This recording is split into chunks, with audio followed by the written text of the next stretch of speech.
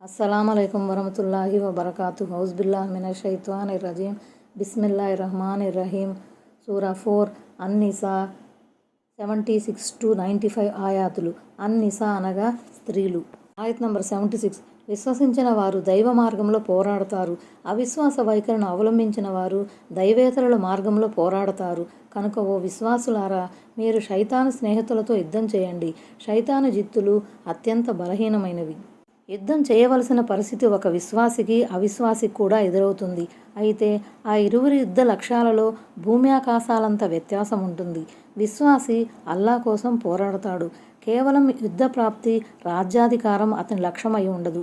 కానీ అవిశ్వాసి మాత్రం కేవలం ప్రాపంచిక ఉద్దేశాలను, స్వప్రయోజనాలను దృష్టిలో పెట్టుకొని కథన రంగానికి కదలి వస్తాడు. ముస్లింల ఆత్మవిశ్వాసాన్ని పెంపొందించే ఉద్దేశంతో ఈ ప్రస్తావన తేబడింది. దైవేతర, తాగూతు ఉద్దేశాలతో వేయబడే ఎత్తుగడలు, కుట్రలు ఎంతో బలహీనంగా ఉంటాయి. కాబట్టి వారి భౌతిక వనరులను, మంది మార్బలాన్ని చూసి మీరు కలవరం చెందకండి. మీ విశ్వాస శక్తి ముందు, దైవ మార్గంలో పోరాడాలన్న మీ సంకల్ప బలం ముందు శైతాన్ భౌతిక వనరులు ఎందుకు పనికిరావు. వాడి జిత్తులు ఇట్టే విఫలమైపోతాయి. ఆయత్ నంబర్ 77. మీ చేతులను ఆపుకోండి, నమాజులను నెలకొల్పుతూ ఉండండి, జకాతును చెల్లిస్తూ ఉండండి ఆదేశించబడిన వారిని నీవు చూడలేదా? తీరా వారికి యుద్ధం చేయమని ఆజ్ఞాపించబడితే వారిలోని ఒక వర్గం వారు అల్లాహకు భయపడవలసిన రీతిలో, పైగా అంతకంటే ఎక్కువగానే జనులకు భయపడసాగారు. ప్రభు, నీవు మాపై యుద్ధాన్ని ఎందుకు విధించావు? మరి కొంతకాలం పాటు మమ్మల్ని ఎందుకు బ్రతకనివ్వలేదు అని అనసాగారు.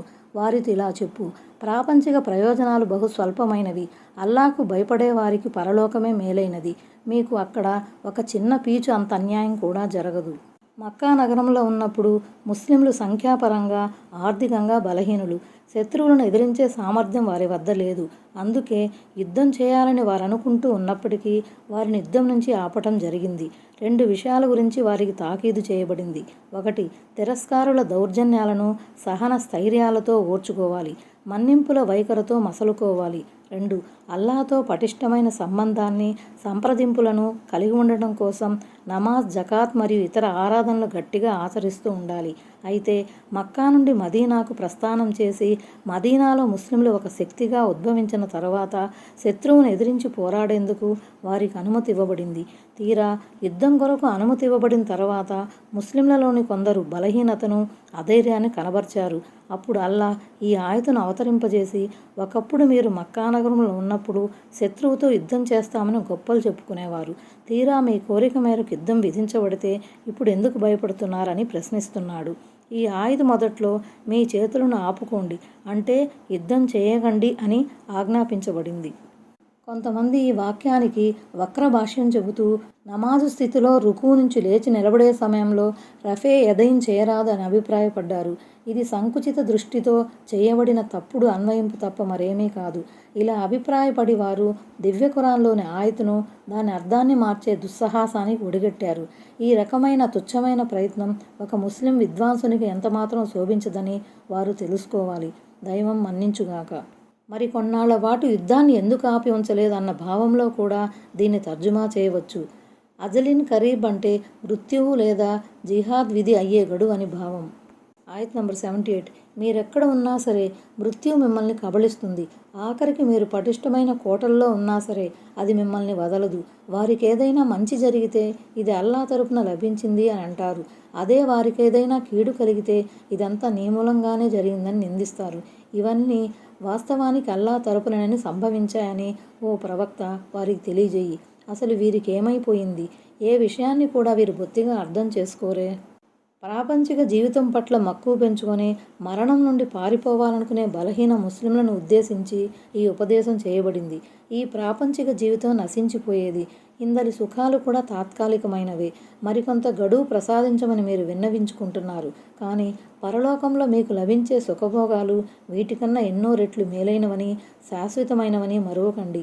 దైవం మరియు దైవ ప్రవక్తకు విధేయులై ఉన్న వారికి ఈ శాశ్వత సుఖాలు వరిస్తాయి. మరో ముఖ్య విషయం ఏమిటంటే, మీరు దైవ మార్గంలో పోరాడినా పోరాడకపోయినా మృత్యువు మాత్రం రావలసిన గడియలో వచ్చి తీరుతుంది. ఎట్టి పరిస్థితుల్లోనూ మీరు దాని నుంచి తప్పించుకోలేరు. మీరు కంచు కోటలలో శరణు పొందినా, ఉక్కు బంకరలో తలదాచుకున్నా అది మిమ్మల్ని వదలదుగాక వదలదు. మరలాంటప్పుడు మీరు మృత్యువుకు భయపడి దైవ మార్గంలో పోరాడకుండా వంకలు పెట్టి ప్రయోజనం ఏమిటి?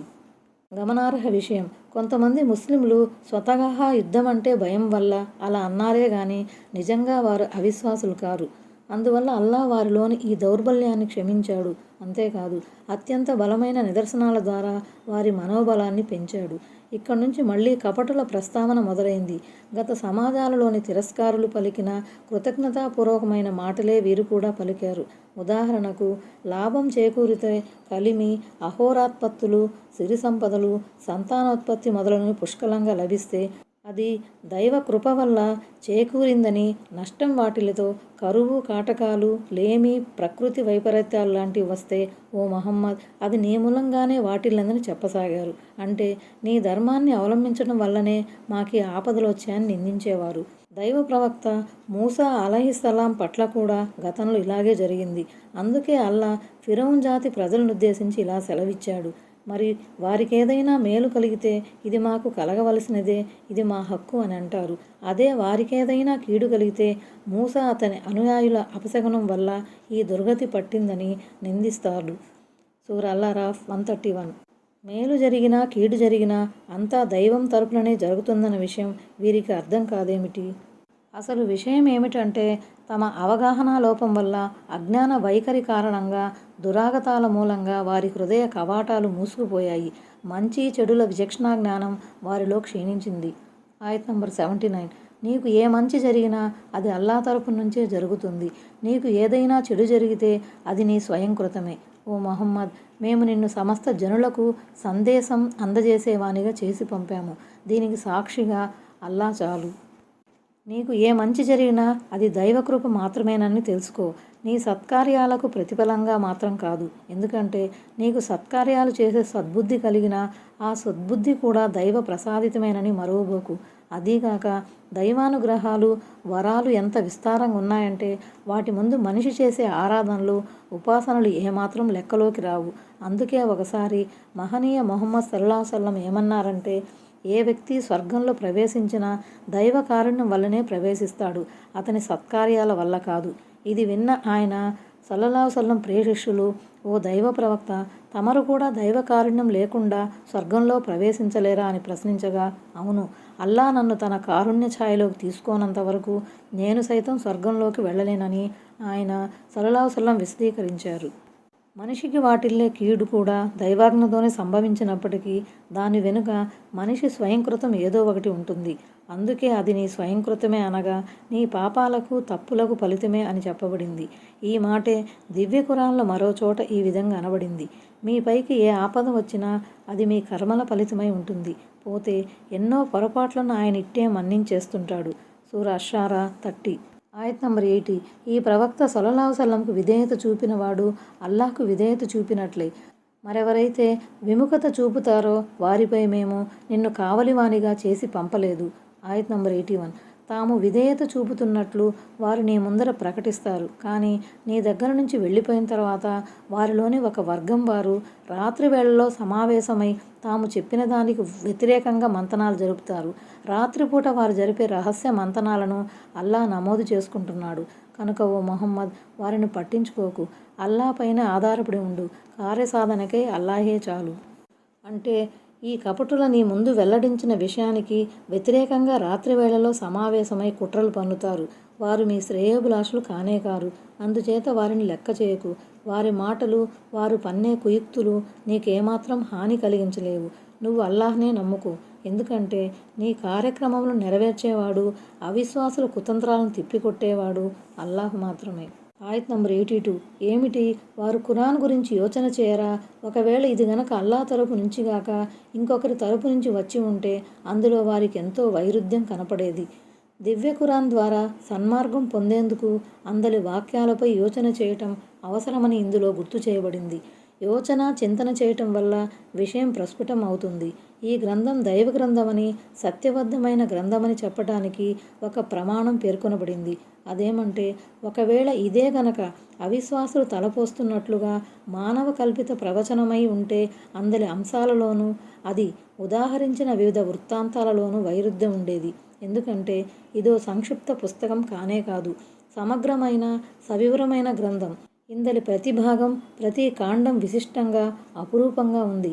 మానవ విరచితమైన పెద్ద పెద్ద గ్రంథాల్లో అంతటి గాంభీర్యం, తేటదనం ఉండవు. అదీగాక ఈ గ్రంథంలో గత సమాజాల గాథలు, సంఘటనలు కూడా క్లుప్తంగా వివరించబడ్డాయి. అగోచర విషయాల జ్ఞానైన అల్లా తప్ప వేరొకరెవరూ వాటిని చెప్పలేరు. ఇంకొక విషయం ఏమిటంటే, వెనుకటి జాతుల వృత్తాంతాలలో ఎక్కడా తేడా గాని, వ్యాఘాతం గాని మచ్చుకైనా లేదు. మానవుడు పూర్వపు సంఘటనలు చెప్పదలిచినా ఇంత పూసగుచ్చినట్లుగా చెప్పలేడు. అతని వివరణలో ఎంతో వైరుధ్యం కనబడుతుంది. కానీ దివ్య ఖురాన్లో ఇలాంటి లోపాలు, వ్యత్యాసాలు ఎక్కడా లేకపోవటం ఒక్కటి చాలు.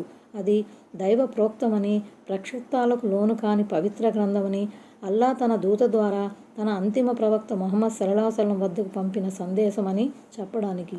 ఆయత్ నంబర్ 83. శాంతికి సంబంధించిన వార్త కానీ, భయాందోళనలు కలిగించే సమాచారం కానీ ఏదైనా వారికి అందినప్పుడు దాన్ని వారు చాటింపు వేసేస్తారు. దానికి బదులు వారు ఆ విషయాన్ని ప్రవక్తకు, విషయం లోతుల్లోకి వెళ్లే తమలోని విఘ్నులకు చేరవేసి ఉంటే వారందరి నిజానిజాలను, ఉచితానుచితాలను పరికించి ఒక నిర్ణయానికి రావటానికి ఆస్కారం ఉండేది. దైవానుగ్రహం, ఆయన కారుణ్యమే గనక మీపై లేకుండినట్లయితే మీలో కొందరు తప్ప అందరూ శైతాను అనుయాయులుగా మారిపోయేవారు. కొంతమంది ఆవేశపరులు, తొందరపడే ముస్లింలను ఉద్దేశించి చెప్పబడిన విషయం ఇది. శాంతి వార్త అంటే ముస్లింల విజయానికి సంబంధించిన కబురు. ఈ వార్త విన్నప్పుడు శాంతి సుస్థిరతల పవనాలు వీస్తాయి. దీని మూలంగా ఒక్కోసారి మితిమీరిన ఆత్మవిశ్వాసం ప్రబలి నష్టం చేకూరవచ్చు. భయాందోళనల సమాచారం అంటే ముస్లింల ఓటమికి, వారి హత్యాకాండకు సంబంధించిన కబురని అర్థం. దీని మూలంగా ముస్లిం సమాజంలో సర్వత్రా నిరాశ నిస్పృహలు ఆవరించి వారిలోని ఆత్మవిశ్వాసం సన్నగిల్లే ప్రమాదం ఉంది. కాబట్టి ఇలాంటి సమాచారం ఏదైనా తమకు అందినప్పుడు దాన్ని ప్రజా బాహుళ్యంలో వ్యాపింపజేసే బదులు దైవ ప్రవక్త సల్లల్లాహు అలైహి వసల్లంకు వినిపించాలి. లేదా మీలోని విఘ్నులకు, మేధావులకు ఈ సమాచారాన్ని చేరవేయాలి. వారు ఆ సమాచారంలోని నిజానిజాలను, ఉచితానుచితాలను విచారించి దాన్ని ప్రజలకు తెలియజేయడం లాభకరమో నష్టకరమో బేరీజు వేస్తారు. సాధారణ పరిస్థితుల్లోనే ఈ విషయానికి ఎంతో ప్రాముఖ్యం ఉన్నప్పుడు అసాధారణ, అత్యవసర పరిస్థితుల్లో ఇంకెంత ప్రాముఖ్యం ఉంటుందో ఊహించుకోవచ్చు. ఇస్తింబాత్, ఇది నబ్తున్ నుంచి వచ్చిన పదం. బావి తవ్వుతున్నప్పుడు మొట్టమొదటిగా ఊరే నీటిని నబతున్ అంటారు. అలాగే ఇస్తింబాత్ అనే పదం ఏదైనా విషయాన్ని శోధించటం, దాని లోతుల్లోకి వెళ్ళటం అనే అర్థంలో ఉపయోగించబడుతుంది. ఆయత్ నంబర్ 84. కనుక నీవు అల్లాహ్ మార్గంలో యుద్ధం చెయ్యి. నీవు నీ స్వయానికి మాత్రమే బాధ్యుడవు. అయితే విశ్వసించిన వారిని యుద్ధం చేయమని ప్రేరేపిస్తూ ఉండు. త్వరలో అల్లాహ్ అవిశ్వాసుల యుద్ధాన్ని ఆపివేయవచ్చు. అల్లాహ్ అందరికంటే గొప్ప శక్తి గలవాడు, శిక్షించటంలో కూడా చాలా కఠినుడు. ఆయత్ నంబర్ 85. ఎవరైనా ఒక మంచి పని కోసం సిఫారసు చేస్తే అతనికి అందులో కొంత భాగం లభిస్తుంది. మరెవరైనా ఒక చెడు పని కోసం సిఫారసు చేస్తే ఆ పాపంలో అతనికి వాటా ఉంటుంది. అల్లాహ్ అన్నింటిపై అదుపు అజమాయిషీ కలవాడు. ఆయత్ నంబర్ 86. ఎవరైనా మీకు సలాం చేసినప్పుడు మీరు అంతకంటే ఉత్తమ రీతిలో జవాబు ఇవ్వండి, లేదా కనీసం అదే విధంగానైనా చెప్పండి. నిశ్చయంగా అల్లాహ్ ప్రతిదానికి లెక్క తీసుకుంటాడు. అరబ్బీలో తహియతున్ అని ఉంది. అంటే దీర్ఘాయుషు ప్రసాదించమని ప్రార్థించటం, దీవించటం అని భావం. అయితే ఇక్కడ ఈ పదం సలాం చేయటం అన్న భావంలో ఉపయోగించబడింది. అత్యుత్తమ రీతిలో జవాబు ఇవ్వాలనే మాటలకు హదీసు ప్రకారం వివరణ ఏమిటంటే, అస్సలాం అలైకుం అని ఎవరైనా అంటే బదులు పలికేటప్పుడు వఅలైకుముస్సలాం వరహమతుల్లాహ్ అని అనాలి. అస్సలాం అలైకుం వరహమతుల్లాహ్ అని ఎవరైనా సలాం చేస్తే వలైకుముస్సలాం వరహమతుల్లాహి వబరకాతుహ్ అని ప్రతి సలాం చేయాలి. కానీ ఎవరైనా అస్సలాం అలైకుం వరహమతుల్లాహి వబరకాతుహ్ అంటూ సలాం చేశారనుకోండి, అప్పుడు అదనపు పదాలేమి చేర్చకుండానే ప్రతి సలాం చేయాలి. మరో హదీసులు ఇలా ఉంది: కేవలం అస్సలాం అలైకుం అని అంటే 10 పుణ్యాలు లభిస్తాయి. దాంతోపాటు వరహమతుల్లాహ్ అని కూడా అంటే 20 పుణ్యాలు ప్రాప్తిస్తాయి. వబరకాతుహు అనే పదాన్ని కూడా పలికితే 30 పుణ్యాలు ప్రసాదించబడతాయి. ఈ మర్యాదలు ముస్లింల కొరకేనని మరువరాదు. అంటే ఒక ముస్లింకు మరో ముస్లిం ఎదురుపడినప్పుడు సలాం చేయాలి. జిమ్మీలైన ఇస్లామీయ రాజ్యం బాధ్యత వహించిన యూదులకు, క్రైస్తవులకు సలాం విషయంలో ముందంజ వేయరాదు. ఒకవేళ సలాంకు బదులు పలికినా వాలైకుం అని మాత్రం పలకాలి. ఆయత్ నంబర్ 87. అల్లాహ్ ఆయన తప్ప మరో ఆరాధ్య దైవం లేడు. ఆయన మిమ్మల్ని అందరినీ ప్రళయ దినాన సమీకరిస్తాడు. ఆ రోజు రావటంలో సందేహానికి తావేలేదు. అల్లాహ్ మాట కన్నా సత్యమైన మాట మరెవరిది కాగలదు. ఆయత్ నంబర్ 88. మీకేమైపోయింది? కపటుల విషయంలో మీరు 2 వర్గాలుగా అయిపోతున్నారు. వాస్తవానికి వారి స్వయంకృతాల మూలంగా అల్లాహ్ వారిని వెనక్కు మరలించాడు. ఏమిటి?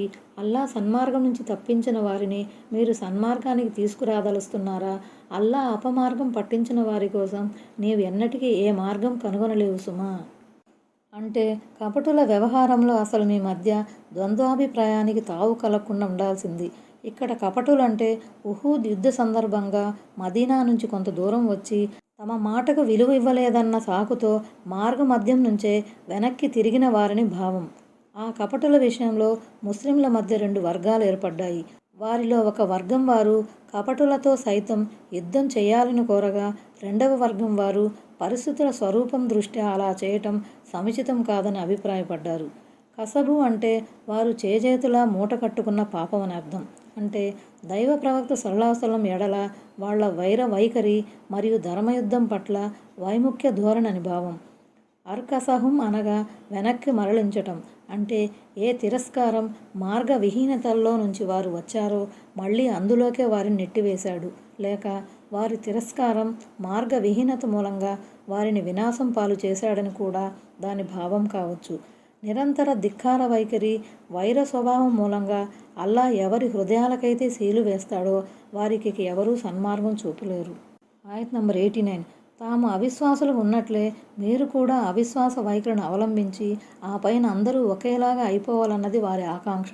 కనుక వారు దైవ మార్గంలో తమ స్వస్థలాన్ని వదిలి బయలుదేరనంత వరకు వారిలో ఎవరినీ మీ స్నేహితులుగా చేసుకోకండి. ఒకవేళ వారు విముఖులైపోతే వారిని పట్టుకోండి. ఎక్కడ దొరికితే అక్కడ వారిని చంపండి. జాగ్రత్త, వారిలో ఎవరినీ మీ మిత్రునిగా, సహాయనుగా భావించకండి. ఎవరైనా దైవ మార్గంలో ఇల్లు వాకిలి వదిలి బయలుదేరితే, హిజ్రత్ చేస్తే ఇక వారి చిత్తశుద్ధిని శంకించనవసరం లేదు. వారు నికార్సైన ముస్లింలని భావించాలి. అటువంటి వారితో స్నేహం చేయవచ్చు, సత్సంబంధాలు పెట్టుకోవచ్చు. మీకు వారిపై ఆధిక్యత లభించినప్పుడు ఆ పని చేయవచ్చు. వారు మక్కా పుణ్యక్షేత్రం పరిధిలో దొరికినా, పరిధికి ఆవల దొరికినా వారిని దండించవలసిందే. ఆయత్ నంబర్ 90. అయితే మీతో ఒప్పందం చేసుకున్న వారితో, కలిసిపోయిన వారికి, లేదా ఇటు మీతోనూ అటు తమ వర్గం వారితోనూ యుద్ధం చేయటానికి మనసొప్పగా మీ దగ్గరకు వచ్చే వారికి మాత్రం ఈ ఆజ్ఞ నుండి మినహాయింపు ఉంది. అల్లాహే గనక తలిస్తే మీపై వారికి ప్రాబల్యాన్ని వసగేవాడే. అదే గనక జరిగితే వారు మీతో యుద్ధం చేసేవారే. కాబట్టి వారు మీ దారి నుంచి తప్పుకొని మీతో యుద్ధం చేయకుండా సంధి కోసం ప్రయత్నిస్తే అప్పుడు వారిపై దాడి జరపడానికి అల్లాహ్ మీకు మార్గం తెరచి ఉంచలేదు. 2 రకాల జనులతో యుద్ధం చేయనవసరం లేదని ఇందులో తెలుపబడింది. ఒకరు మీరు ఏ వర్గంతో నిర్యుద్ధ సంధి చేసుకున్నారో వారితో సత్సంబంధాలు కలిగి ఉన్నవారు. మరొకరు తటస్థంగా ఉండదలిచేవారు. అంటే తమ వర్గం వారితో కలిసి మీపై దాడి జరపటానికి కానీ, మీతో కలిసి తమ వర్గం వారిపై దాడి చేయడానికి కానీ ఆసక్తి కనబరచని వారు. ఇది దైవకృప మాత్రమే. దేవుడు వారిని యుద్ధానికి దూరంగా ఉంచి మీ మార్గాన్ని మరింత సులభతరం చేశాడు. ఒకవేళ వారే కనుక తమ వర్గం వారికి అనుకూలంగా రంగప్రవేశం చేసి మీతో యుద్ధానికి తలపడి ఉంటే పరిస్థితి మరింత క్లిష్టతరంగా ఉండేది. కానీ అలా జరగలేదు. కనుక వాళ్ళు నిజంగా యుద్ధానికి దూరంగా ఉంటున్నట్లయితే మీరు కూడా వారికి వ్యతిరేకంగా సైనిక చర్యకు ఉపక్రమించకండి. అంటే మీరు వారి జోలికి పోకుండా ఉండాలి. దారి నుంచి తప్పుకోవటమన్నా, సంధి సందేశం పంపటమన్నా, యుద్ధం చేయకుండా ఉండటమన్నా మూడింటి భావం ఒక్కటే. విషయాన్ని మరింత విపులంగా చెప్పే ఉద్దేశంతో ఇక్కడ ఈ 3 పదాలు ప్రయోగించబడ్డాయి. ముస్లింలు వారిపై కయ్యానికి కాలు దువ్వరాదు అన్న ఉద్దేశంతోనే పరిపరి విధాలుగా నొక్కి వక్కాణించడం జరిగింది. పైగా ఇలాంటి పరిస్థితి ఏర్పడటం అనేది కేవలం దైవకృప మాత్రమే. కాబట్టి అటువంటి తటస్థ వైఖరిని అవలంబించే వారితో ఉత్తమ రీతిలోనూ మసలుకోవాలి. అనవసరంగా వారిని కవ్వించటమో, వారి పట్ల నిర్దయంగా వ్యవహరించటమో జరిగితే అది వారిలో ప్రతీకార భావాలను పెంపొందించవచ్చు. అదే గనక జరిగితే ముస్లింల పాలిట అది నష్టకరంగా పరిణమించవచ్చు. కాబట్టి వాళ్ళు ప్రస్తుత వైఖరికి కట్టుబడి ఉన్నంతకాలం వారితో యుద్ధ ప్రస్తావన తేకండి. ఉదాహరణకు బనీ హాషిం తెగతో సంబంధం కలిగి ఉన్న సమూహానికి కూడా ఇది వర్తిస్తుంది. వాళ్ళు బద్రు యుద్ధ సమయంలో యుద్ధరంగానికైతే వచ్చారు, కానీ బనీ హాషింతో కలిసి ముస్లింలతో పోరాటం పట్ల వారికి ఏమాత్రం ఆసక్తి లేదు. ఉదాహరణకు దైవ ప్రవక్త బాబాయ్ గారైన అబ్బాస్ రజియల్లాహు తదితరులు. వారు అప్పటికింకా ముస్లింలు కాకపోవటం మూలంగా బాహాటంగా అవిశ్వాసుల శిబిరంలో చేరవలసి వచ్చింది. అందుకే మహాప్రవక్త సల్లల్లాహు అలైహి వసల్లం అబ్బాస్ రజియల్లాహు అన్హును తుదముట్టించకుండా కేవలం యుద్ధ ఖైదీగానే ఉంచారు. సిల్మున్ అన్న పదం ఇక్కడ ముసాలమత్ సంధి అనే అర్థంలో వాడబడింది. ఆయత్ నంబర్ 91. వారిలో మరికొంతమందిని కూడా మీరు చూస్తారు. వారు పైకి మీ నుంచి తమ వర్గం వారి నుంచి శాంతిగా ఉండాలని కోరుకుంటారు, కానీ ఎప్పుడైనా ఉపద్రవం వైపు మరలించబడితే మాత్రం పిల్లి మొగ్గలు వేస్తారు. వారు గనక మీకు దూరంగా ఉండకపోతే, మీకు స్నేహస్తం అందించకపోతే, యుద్ధం నుంచి తమ చేతులను ఆపి ఉంచకపోతే వారిని పట్టుకోండి. ఎక్కడ దొరికితే అక్కడే వారిని హతమార్చండి. మేము మీకు స్పష్టమైన అధికారాన్ని ప్రసాదించినది వీరిపైనే. ఈ మూడో వర్గం కపటుల వర్గం. ముస్లింల నుంచి సురక్షితంగా ఉండేందుకు వాళ్ళు ముస్లింల వద్దకు వచ్చినప్పుడు తాము ఇస్లాం స్వీకరించామని చెబుతారు, కానీ తమ వర్గం వారి వద్దకు పోయినప్పుడు బహు దైవారాధనకు ఒడిగడతారు, ఇస్లాంను విమర్శిస్తారు. ఈ రకంగా వీళ్ళు ఇరు వర్గాల వారిని మోసగించి తమ పబ్బం గడుపుకో చూస్తారు. ఇక్కడ ఫిత్నా, ఉపద్రవం అంటే అర్థం షిర్క్, బహుదైవారాధన అని కావచ్చు. ఈ అర్థం తీసుకుంటే ఉర్కిసు ఫీహా అన్న పదానికి వారు ఆ షిర్కులోకే మరలించబడతారు అనే భావం వస్తుంది. లేక ఫిత్నా అంటే యుద్ధం కూడా కావచ్చు. అనగా ముస్లింలతో పోరాటానికి పిలువబడినప్పుడు లేక మరలింపబడినప్పుడు వారు చాలా సులభంగా దానికి సన్నద్ధులవుతారు. మూలంలో ఇల్కు స్నేహస్తం అందించటం, ఎకఫ్ఫు చేతుల్ని ఆపి ఉంచటం అనే 2 పదాలు వచ్చాయి. ఈ 2 పదాలకు అంతకుముందు వచ్చిన లం యాతజిలు దూరంగా ఉండకపోతే అన్న పదంతో అతఫ్ సంబంధం ఉంది కనుక ఇల్కు, ఎకఫ్ఫు అనే పదాలకు ముందు కూడా లం చేరటం సహజం. లంకు లేదు, లేకపోతే అనే అర్థాలు వస్తాయి. ఈ విధంగా లం యాతజిలు, లం ఇల్కు, లం ఎకఫ్ఫు అన్న పదాలకు వరుసగా దూరంగా ఉండకపోతే, స్నేహస్తం అందించకపోతే, ఆపి ఉంచకపోతే అని అర్థాలు వస్తాయి. వాళ్ళ హృదయాలలో పేరుకుపోయిన కాపట్యం రోగం వల్ల, మీకు వ్యతిరేకంగా వాళ్ళ అణువణువున పెనవేసుకున్న విరోధభావం వల్ల వారిపై కఠిన చర్య తీసుకోవటానికి మేము మీకు అధికారాన్ని ప్రసాదించాము. వారి హృదయాలలో ఈ కపట రోగం ఉండబట్టే కదా వారు ఇంతలోనే మళ్ళీ ఫిత్నాలోకి, షిర్క్లోకి లేక మీకు వ్యతిరేకంగా జరుగుతున్న యుద్ధంలోకి దిగారు. ఆయత్ నంబర్ 92. ఒక విశ్వాసి మరో విశ్వాసిని చంపటం ఎంతమాత్రం తగదు. పొరపాటున జరిగితే అది వేరే విషయం. ఎవరైనా పొరపాటున ఒక ముస్లింను చంపితే దానికి పరిహారంగా ఒక ముస్లిం బానిసను బానిసత్వం నుంచి విడిపించాలి. ఇంకా హతుని కుటుంబీకులకు రక్త పరిహారం చెల్లించాలి. ఒకవేళ వారు క్షమాభిక్ష పెడితే అది వేరే విషయం. కానీ చంపబడిన వ్యక్తి శత్రు వర్గానికి చెందినవాడై అతను ముస్లిం కూడా అయి ఉంటే అట్టి పరిస్థితుల్లో ఒక్క ముస్లిం బానిసకు విముక్తి నొసగాలి. ఒకవేళ హతుడు మీతో ఒడంబడిక చేసుకున్న జాతికి చెందినవాడైనప్పుడు రక్త పరిహారాన్ని అతని కుటుంబీకులకు చెల్లించి తీరాలి. దాంతోపాటు ఒక ముస్లిం బానిసను కూడా స్వతంత్రుణ్ణి చేయాలి. బానిసకు విముక్తి నొసగే స్తోమత లేనివారు ఎడతెగకుండా 2 మాసాలు ఉపవాసం ఉండాలి. అల్లా నుంచి క్షమాభిక్ష పొందటానికి ఈ పద్ధతి సూచించబడింది. అల్లా అన్నీ తెలిసినవాడు, వివేచనాపరుడును. తగదు, శోభాయమానం కాదు అని అన్నప్పటికీ అసలు దాని ఉద్దేశం చేయరాదు అనే అది నిషిద్ధతకు సూచిస్తుంది. అంటే ఒక విశ్వాసి మరో విశ్వాసిని చంపటం నిషిద్ధం అన్నమాట. దివ్య ఖురాన్లోని మరో చోట సెలవేయబడినట్లు దైవ ప్రవక్తకు బాధ కలిగించడం మీకు తగదు. సూరా అల్ అహ్జాబ్ 53. అంటే దైవ ప్రవక్తను బాధించడం హరాం, నిషిద్ధం అన్నమాట. పొరపాటు అనేక విధాలుగా జరుగుతుంది. చంపే ఉద్దేశం లేకపోయినప్పటికీ అనుకోకుండా హత్య జరిగిపోవటం అని ఇక్కడ భావం. పొరపాటున హత్యా నేరానికి పాల్పడినందుకు చెల్లించవలసిన జరిమానా గురించి ఇక్కడ వివరించడం జరిగింది. ఇందులో 2 విషయాలున్నాయి. ఒకటి, పాప పరిహారంగా అల్లా నుంచి క్షమాభిక్ష పొందడం కోసం ఒక ముస్లిం బానిస మెడను విడిపించాలి. మెడను విడిపించడం అంటే బానిస బంధనాల నుండి అతని విముక్తిని పొందటం అని అర్థం. 2, మానవ హక్కు కాలరాయబడినందుకు పరిహారం. ఇది దియత్, రక్త శుల్కం అనబడుతుంది. హత్య చేసినందుకు పరిహారంగా హతుని వారసులకు చెల్లించవలసిన దాన్ని దియత్ అంటారు. హదీసుల ప్రకారం ఈ దియత్ పరిమాణం 100 ఒంటెలు లేక వాటి విలువకు సమానమైన బంగారు, వెండి కరెన్సీ రూపంలో ఉంటుంది. గమనార్హ విషయం, ఉద్దేశపూర్వకంగా హత్యానేరానికి పాల్పడినట్లయితే కిసాస్ మరణదండన లేక దేత ముగల్లజా కఠినమైన రక్త శుల్కం ఉంటుంది. దేత ముగల్లజా పరిమాణం 100 ఒంటెలు. అయితే వయసును బట్టి, నాణ్యతను బట్టి అవి 3 కోవలకో లేక 3 ప్రమాణాలకో చెందినవై ఉంటాయి. అయితే పొరపాటు వల్ల జరిగిన హత్యానేరానికి కేవలం దియత్ రక్త శుల్కం చెల్లించవలసి ఉంటుంది. దీనికి కిసాస్ ఉండదు. ఈ దియత్ కూడా 100 ఒంటెలే గాని నాణ్యత విషయంలో కఠినమైన ఆంక్షలు లేవు. అదీగాక ఈ రకమైన దియత్ విలువ సునెన్ అబూ దావూద్లోని హదీసులో 800 దీనార్లు లేక 8000 దిర్హంలుగా చెప్పబడింది. తిర్మిజీ ఉల్లేఖనంలో 12,000 దిర్హంలుగా పేర్కొనబడింది. అలాగే ఉమర్ రజియల్లాహు అన్హు తన ఖిలాఫత్ కాలంలో ఈ రక్త శుల్కం విలువలో హెచ్చుతగ్గులు చేశారు. వివిధ వృత్తులను బట్టి, ఆయా వ్యక్తుల స్థితిగతులను బట్టి వివిధ రకాలుగా రక్త శుల్కాన్ని నిర్ధారించారు. దీని భావం ఏమిటంటే అసలు దియత్ 100 ఒంటెలే. దాన్ని ఆధారంగా చేసుకుని ఆయా కాలాల పరిస్థితులను బట్టి ఈ దియత్ సొమ్ము నిర్ధారించడం జరుగుతుంది.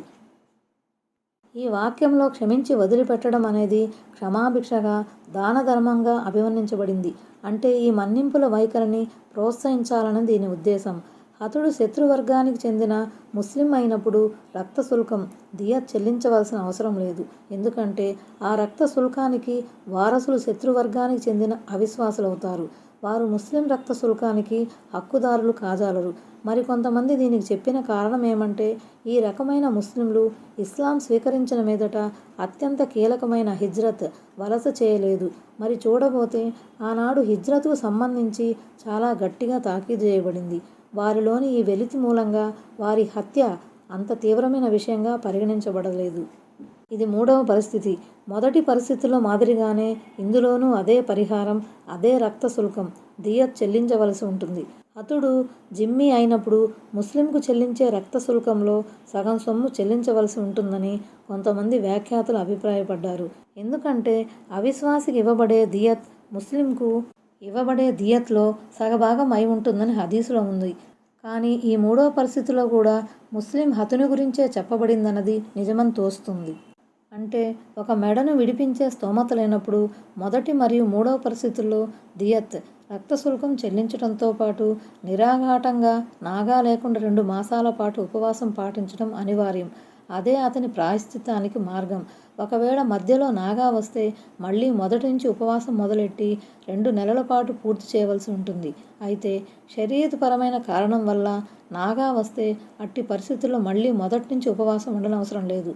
ఉదాహరణకు ఋతుస్రావం, పురిటి రక్తస్రావం లేక తీవ్రమైన అస్వస్థత అంటే ఉపవాసం ఉండలేనంత వ్యాధిగ్రస్త స్థితి ఏర్పడటం. ఇక ప్రయాణావస్థలో కూడా ఈ ఉపవాసాల నాగా చేయవచ్చా లేదా అన్న విషయమే ద్వంద్వాభిప్రాయాలున్నాయి. ఆయత్ నంబర్ 93. ఇక ఉద్దేశపూర్వకంగా ఒక విశ్వాసిని చంపేవానికి ప్రతిఫలం నరకమే. అందులో వాడు కలకాలం పడి ఉంటాడు. వాడిపై దైవాగ్రహం, ఆయన శాపం పడుతుంది. ఇంకా ఆయన అతని కోసం పెద్ద శిక్షను సిద్ధం చేసి ఉంచాడు. బుద్ధిపూర్వకంగా ముస్లింలు చంపిన వాడిని ఉద్దేశించి ఇలా అనబడింది. హత్య 3 విధాలుగా ఉంటుంది. 1. పొరపాటున జరిగిన హత్య. ఇంతకుముందే దీని గురించి చెప్పుకోవడం జరిగింది. 2. ఉద్దేశపూర్వకంగానే చేసినట్టుండే హత్య. ఈ రకపు హత్య గురించి కూడా హదీసులో వివరాలున్నాయి. 3. ఉద్దేశపూర్వకంగా కావాలని ఒకరిని చంపటం. అంటే సాధారణంగా హత్య చేయడానికి ఉపయోగించే ఆయుధాలను ఉపయోగించటం. ఉదాహరణ కత్తి, ఖడ్గం ఇత్యాదివి. ఈ ఆయతులో సాటి విశ్వాసిని చంపటం చాలా తీవ్రంగా తీసుకోబడింది. దాని శిక్ష నరకమని స్పష్టంగా చెప్పటం గమనార్హం. అందులో కలకాలం ఉండాల్సి ఉంటుందని, దానికి తోడు ఈ దారుణ అఘాయిత్యానికి పాల్పడిన వానిపై దేవుని ఆగ్రహంతో పాటు శాపం కూడా పడుతుందని, అతని కొరకు వ్యధాభరితమైన యాతన సమకూర్చబడుతుందని చెప్పటాన్ని బట్టి ఇదెంత ఘోరమైన నేరమో విదితమవుతుంది. ఇంత కఠినమైన శిక్షలు ఏకకాలంలో మరే అపరాధి గురించి వివరించబడలేదు. హదీసులలో కూడా ఈ అపరాధి కఠిన పదజాలంతో నిందించబడ్డాడు. సాటి విశ్వాసిని చంపిన వాని పశ్చాత్తాపం స్వీకరించబడుతుందా లేదా? పై ఆయతులో చేయబడిన తీవ్రమైన హెచ్చరికల దృష్ట్యా పశ్చాత్తాపం స్వీకరించబడదని కొంతమంది విద్వాంసులు అభిప్రాయపడ్డారు. కానీ ఖురాన్, హదీసుల మూలాన్ని బట్టి చిత్తశుద్ధితో చెందే ఏ పశ్చాత్తాపం అయినా సరే స్వీకారయోగ్యమవుతుందని తెలుస్తోంది. ఉదాహరణకు ఈ పాపాల తరువాత ఎవరు పశ్చాత్తాపం చెంది విశ్వసించి సత్కార్యాలు చేస్తారో వారి పాపాలను అల్లా పుణ్యాలుగా మార్చివేస్తాడు. సూరా అల్ ఫుర్ఖాన్ 70. తౌబాకు సంబంధించిన ఇలాంటి వాక్యాలు ఖురాన్లో ఇంకా ఉన్నాయి. పెద్ద పాపమైనా చిన్న పాపమైనా సరే మనిషి నిష్కల్మషమైన హృదయంతో పశ్చాత్తాపపడి సిగ్గుతో కుంచుకుపోయినప్పుడు అల్లా తప్పకుండా క్షమిస్తాడు. మరి ఇక్కడ శాశ్వతమైన నరకయాతనే గతి అని అనబడిందంటే పశ్చాత్తాపం చెందకుండా మరణించిన వారికి ఈ దుర్గతి పడుతుందని భావించాలి. అలాగే పశ్చాత్తాపం చెందకుండా మరణించిన వారు కలకాలం నరకంలో పడి ఉండటం అంటే సుదీర్ఘ కాలం పాటు నరకంలో ఉంటారని భావం. ఎందుకంటే శాశ్వతంగా నరకంలో పడి ఉండేవారు అవిశ్వాసులు మరియు ముష్రిక్కులే. గమనార్హమైన ఇంకొక విషయం ఏమిటంటే హత్యా నేరం దాసుల హక్కులతో ముడిపడినది. పశ్చాత్తాపం ద్వారా కూడా ఈ నేరం క్షమార్పం కాదు. కానీ అల్లా తన ప్రత్యేక కటాక్షంతో హతుని ద్వారా క్షమాభిక్ష పెట్టించి హతునికి పుణ్యఫలం ప్రసాదించడంతో పాటు హంతకుణ్ణి మన్నించే ఏర్పాటు కూడా చేయగలడు. ఆయత్ నంబర్ 94. ఓ విశ్వాసులారా, మీరు దైవ మార్గంలో వెళ్తున్నప్పుడు నిజానిజాలను తెలుసుకొని వ్యవహరించండి. ఎవరైనా మీకు సలాం చేస్తే దానికి సమాధానంగా నీవు విశ్వాసి కావు అని అనకండి. మీరు ప్రాపంచిక జీవన సామగ్రిని అన్వేషించటంలో పడి ఉన్నారేమో, అయితే అల్లాహ్ వద్ద విజయధనం పుష్కలంగా ఉంది. లోగడ మీరు కూడా ఇలాగే ఉండేవారు, కానీ తరువాత అల్లాహ్ మిమ్మల్ని కటాక్షించాడు కనుక మీరు విషయాన్ని పరికించి మరీ మసలుకోండి. నిస్సందేహంగా అల్లాహ్కు మీరు చేసేదంతా తెలుసు. హదీసుల ప్రకారం కొంతమంది ప్రవక్త సహచరులు ఒక ప్రాంతం గుండా సాగిపోతుండగా ఒక గొర్రెల కాపరి తారసపడ్డాడు. ముస్లింలను చూడగానే అతడు వారికి సలాం చేశాడు. బహుశా ప్రాణభయంతో అతను తమకు సలాం చేస్తున్నాడని కొందరు సహాబీలు తలపోశారు. నిజానిజాలు తెలుసుకోకుండా వారు అతన్ని హతమార్చారు. అక్కడున్న మేకలను విజయధనంగా గ్రహించి వాటిని దైవ ప్రవక్త సల్లల్లాహు అలైహి వసల్లం సమక్షంలో సమర్పించారు. అప్పుడు ఈ ఆయత అవతరించింది.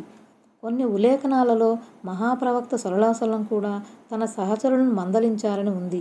లోగడ మక్కాలో ఉన్నప్పుడు మీరు కూడా ఈ గొర్రెల కాపరి మాదిరిగానే మీ విశ్వాసాన్ని దాచుకుని బ్రతకవలసి వచ్చేది. దాన్ని మర్చిపోయారా మీరు అని అన్నారని ఉంది. అతన్ని హత్య చేయటం మీకు ధర్మసమ్మతం కాదన్నది ఆయన ప్రవచనంలోని ఉద్దేశం. అంటే ఈ గొర్రెల కాపరిని చంపినందువల్ల మీకు ఒక చిన్న గొర్రెల మంద ప్రాప్తించిందేమో, కానీ అల్లాహ్ వద్ద ఉన్న విజయధనాలు దీనికన్నా ఎన్నో రెట్లు పెద్దవి, ఉత్తమమైనవి. దైవం మరియు దైవ ప్రవక్త సల్లల్లాహు అలైహి వసల్లంకు విధేయత చూపినందుకు అవి మీకు ఇహలోకంలోనూ పరలోకంలోనూ ప్రాప్తిస్తాయి. ఆయత్ నంబర్ 95. ఏ కారణమూ లేకుండా ఇంటి పట్టున కూర్చుండిపోయే విశ్వాసులు దైవ మార్గంలో తమ ధన ప్రాణాలతో పోరాడే విశ్వాసులు సమానులు కాలేరు. తమ ధన ప్రాణాలతో పోరాడే వారికి అల్లాహ్ ఇంట్లో కూర్చుని ఉండేవారిపై అంతస్తుల రీత్యా ఎంతో ఉన్నతిని ప్రసాదించాడు. ఆ మాటకొస్తే అల్లాహ్ ప్రతి ఒక్కరికి ఉత్తమ ప్రతిఫలం ఇస్తానని వాగ్దానం చేసి ఉన్నాడు. అయితే ఆయన కూర్చుని ఉండే వారిపై ముజాహిద్ యోధులకు గొప్ప ప్రతిఫలం ద్వారా శ్రేష్ఠతను ప్రసాదించాడు. దైవ మార్గంలో పోరాడేవారు ఇండ్లలో కూర్చుని ఉండేవారు సమానులు కాజాలరు అన్న సూక్తి అవతరించినప్పుడు అందులైన అబ్దుల్లా బిన్ ఉమ్మె మక్తూమ్ రజియల్లాహు అన్హు మొదలగు వారు, మేము వికలాంగులం, అందుచేత మేము యుద్ధంలో పాల్గొనలేము కదా అని అన్నారు. అంటే ఇంట్లో కూర్చొని ఉండటం మూలంగా యోధులకు లభించే పుణ్యం మాకు లభించదే అన్నది వారి బాధ. తాము ఇంట్లో కూర్చుండిపోతున్నది అంగవైకల్యం మూలంగానే గాని సోమరతనం వల్ల కాదు. మరలాంటప్పుడు తమకు పుణ్యం లభించకపోవటం సబబేనా అన్నది వారి అంతరంగం. అప్పుడు అల్లాహ్ ఏ కారణము లేకుండా అనే పదాన్ని చేర్చి అటువంటి షరీయతుపరమైన కారణం వల్ల ఇంటి పట్టున ఉండిపోయిన వారికి మినహాయింపు ఇచ్చాడు. అంటే ఇలాంటి వారు దైవ మార్గంలో పోరాడకపోయినప్పటికీ యోధులకు లభించే పుణ్యంతో సమానంగా వారికి కూడా పుణ్యం లభిస్తుంది. ఎందుకంటే తగు కారణం వారిని ఆపి ఉంచింది. తమ ధన ప్రాణాలను పణంగా పెట్టి దైవ మార్గంలో పోరాడే వారికి లభించే శ్రేష్ఠత జిహాద్లో పాల్గొనలేకపోయే వారికి లభించనప్పటికీ అల్లాహ్ విశ్వాసుల్లోని ఈ ఇరు వర్గాల వారికి మేలు చేస్తానని వాగ్దానం చేశాడు. దీని ఆధారంగా ఇస్లామీయ విద్వాంసులు ఏమంటారంటే సాధారణ పరిస్థితుల్లో జిహాద్ ధర్మయుద్ధం ఫర్జ్ ఐన్ వైయక్తిక విధి కాదు, ఫర్జ్ కిఫాయా సామూహిక విధి మాత్రమే. అంటే కొందరు యుద్ధంలో పాల్గొన్నా సరిపోతుంది. అవసరమైనంత మంది యుద్ధంలో పాలు పంచుకున్నా ఆ ప్రాంతానికి చెందిన ఇతరుల తరపున కూడా ఈ కర్తవ్యం నెరవేరినట్లుగానే భావించబడుతుంది. అస్సలాము అలైకుం వరహ్మతుల్లాహి వబరకాతుహు.